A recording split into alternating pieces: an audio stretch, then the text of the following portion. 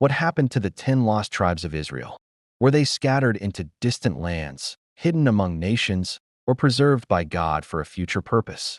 This isn't just an old mystery tucked away in dusty scrolls. It's a story that reaches into prophecy, identity, and even your own life today. The Bible tells us that after Solomon's reign, Israel split into two kingdoms, Judah in the south and Israel in the north. 10 tribes made up the northern kingdom. But in 722 BC, the mighty Assyrian Empire swept through and carried them away into exile. And here's where the trail goes cold. The Bible doesn't give a neat ending. It doesn't say, and here's where they ended up. Instead, it leaves us with an unfinished story, one that has sparked centuries of debate, legend, and discovery. Think about it. Whole tribes, entire families, disappeared from the pages of history. What does that mean? Where did they go? And why does it still matter today? The book of 2 Kings 17 verse 6 records, in the 9th year of Hoshea, the king of Assyria captured Samaria and deported the Israelites to Assyria. He settled them in Hala, in Gozan on the Habor River, and in the towns of the Medes. That's the last clear mention of the 10 tribes. They were uprooted, scattered, and absorbed into foreign lands. From that moment forward, the mystery begins. Some historians argue they simply blended into the cultures of Assyria and Babylonia, their identity lost through generations. But others believe they migrated, moving through regions as far as Persia, India, and even into Europe. Ancient Jewish writings, like those in the Talmud, hint at tribes living beyond the legendary river Sambation, a place said to be impassable, roaring with stones 6 days a week and resting only on the Sabbath. Over time, whispers of the lost tribes began to surface across the globe. In Ethiopia, the Beta Israel claimed descent from the tribe of Dan. In India, the Bni Minashi traced their lineage to the tribe of Manasseh. In Afghanistan and Pakistan, certain Pashtun tribes have customs, circumcision on the 8th day, kosher-like dietary laws that resemble ancient Israelite traditions. Even in the Americas, early explorers thought some Native American practices hinted at a connection to Israel.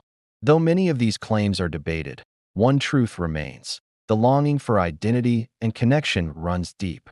Isaiah 11 verse 12 says, "He will raise a banner for the nations and gather the exiles of Israel. He will assemble the scattered people of Judah from the four quarters of the earth." Could it be that these lost tribes, wherever they are, still live out part of God's prophetic plan? The story of the lost tribes isn't just history, it's prophecy in motion. Ezekiel 37 paints a powerful picture of dry bones coming to life, symbolizing Israel restored. In verse 22, God promises, "I will make them one nation in the land, on the mountains of Israel. There will be one king over all of them, and they will never again be two nations or be divided into two kingdoms." This isn't just about Judah or about Israel separately. It's about reunion.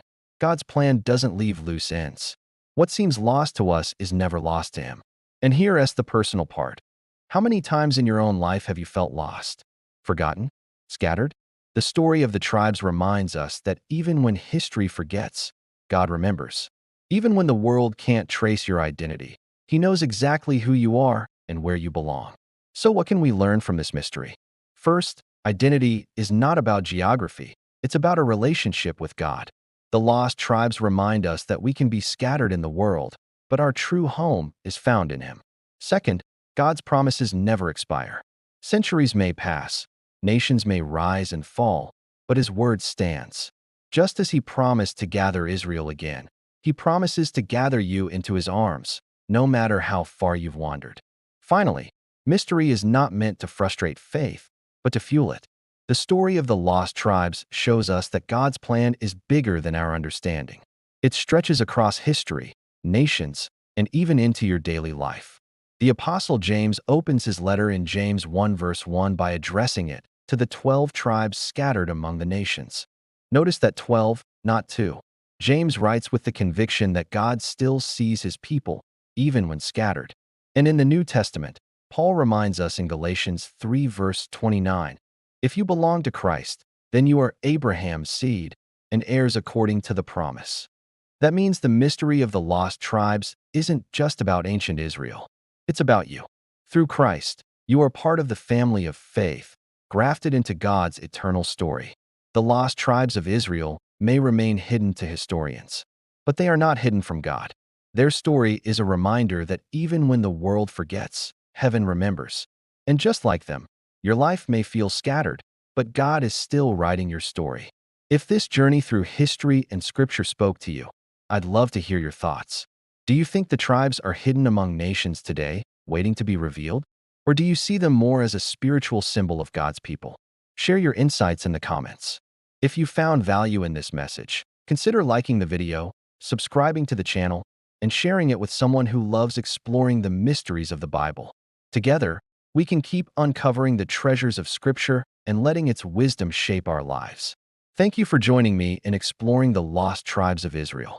And stay tuned, because in the next episode, we'll uncover another mystery buried in the pages of the Bible that may just change the way you see history.